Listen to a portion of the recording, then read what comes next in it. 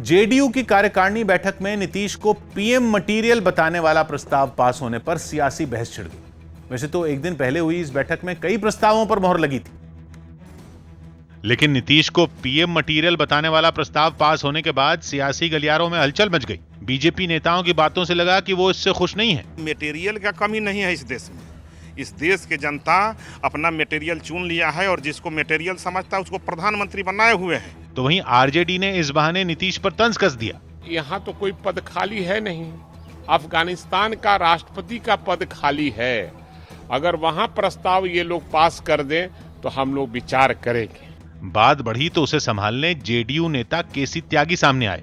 आप हमें अगर लड़वाना चाहते हैं तो आपको निराशा हाथ लगेगी। तो 2024 के पीएम होंगे, उम्मीदवार होंगे। नरेंद्र मोदी जी पहले से ही उम्मीदवार हैं और वही उम्मीदवार होंगे।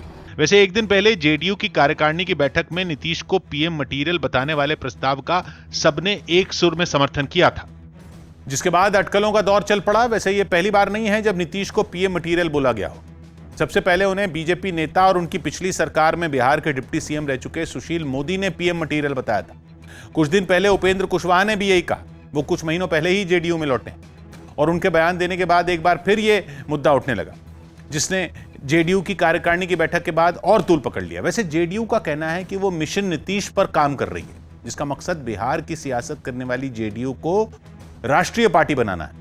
लेकिन माना जा रहा है कि जेडीयू के ऐसा करने के पीछे बिहार के इस बार के चुनाव के नतीजे हैं, क्योंकि इन नतीजों के बाद माना जाने लगा कि बिहार में जेडीयू छोटे भाई और बीजेपी बड़े भाई की भूमिका के रूप में है। ऐसा इसलिए कहा जा रहा है क्योंकि 243 सीटों वाली बिहार विधानसभा में बीजेपी की 74 और जेडीयू की 43 सीटें हैं। माना जा रहा है कि इसी वजह से नीतीश कुमार अपनी पार्टी को राष्ट्रीय स्तर पर पहचान दिलाना चाहते हैं। इस बीच कुछ मुद्दों पर उनकी पार्टी की राय बीजेपी के विरोधियों से मेल खाती दिखी, जिनमें पेगासस जासूसी कांड की जांच की मांग शामिल है। नीतीश जातिगत गणना के मुद्दे पर भी बिहार में अपनी विरोधी पार्टी आरजेडी के साथ हैं और कुछ दिन पहले वो तेजस्वी के साथ पीएम से मिलने पहुंचे थे।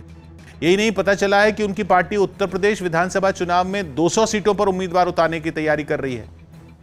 हालांकि खुद नीतीश ने इस पर खुलकर कुछ नहीं बोला। उनकी पार्टी के बड़े नेता भी नरेंद्र मोदी की अगुवाई में 2024 का चुनाव लड़ने की बात कर रहे हैं।